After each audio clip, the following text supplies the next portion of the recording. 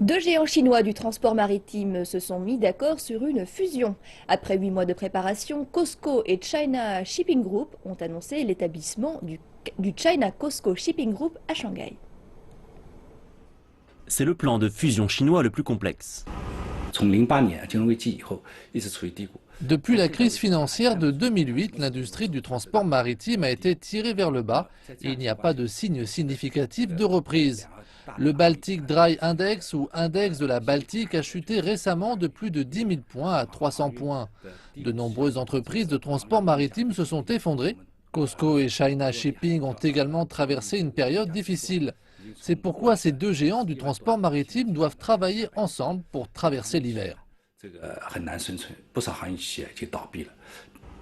La pression de la compétition était à la fois internationale et domestique.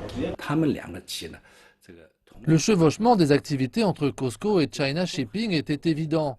Ils étaient tous deux dans les transports et la location de conteneurs dans les ports et les pétroliers. Ils étaient donc en compétition entre eux avec les autres concurrents internationaux. Des ressources nationales étaient donc laissées en désordre et gâchées. 4 entreprises au sein de ces deux géants prendront en charge les différents aspects de l'activité. COSCO deviendra une pure entreprise de transport maritime de conteneurs, la 4e plus importante du monde. China Shipping Development se concentrera sur le transport de pétrole et de gaz, ce qui en fera la 2e plus importante dans le monde.